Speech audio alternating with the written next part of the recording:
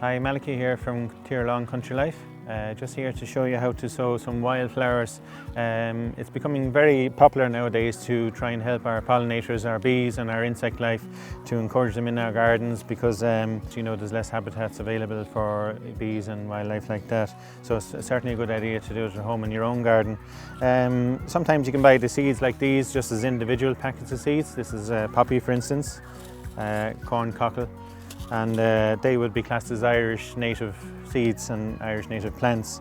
But also some other plants that come from other countries are actually important as pollinators in our gardens as well, and they're ornamental too, so it's a bonus for us.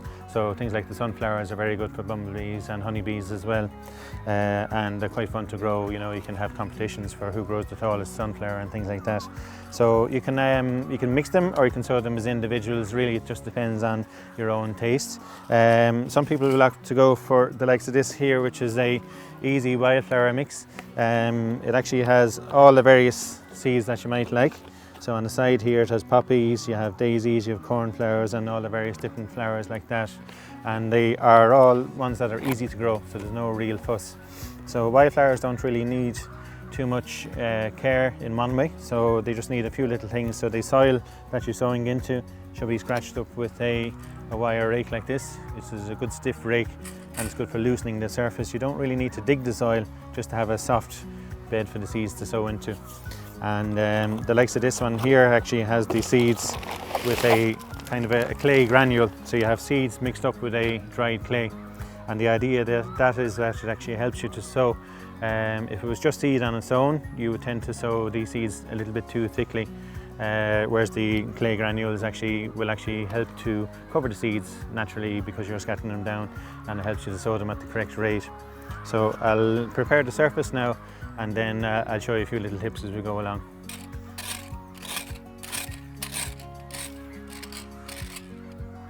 Now, so I'm ready to sow. I've raked over the soil and the surface of it is nice and soft. As I said, you don't really need to dig the soil.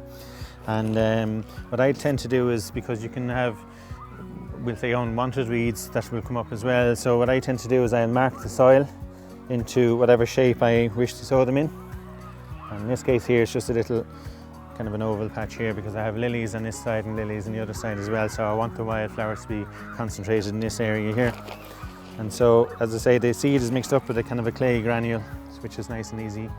And it's simply scattered over the area that you want. And you'll find actually that within the first 10 days or so from watering, or when the rain comes, the first seeds will begin to germinate and you'll see little green leaves coming up. So it's important at that stage to ideally keep them moist as best you can, because even though they are native and things like that, they do need a little helping hand just to get started. But once they've actually grown a little bit, about an inch high, they're pretty much self-sufficient from there on. So as I say, they are native plants, so they're adapted for our conditions. Now, so all I'll do now is I'll use some of the little Jack's Magic here, which is the compost. It's just essentially to cover the seeds in a little bit more, and that'll enable me then also, because it's a different colour to my soil, that I'll be able to tell where I've sown the patches here.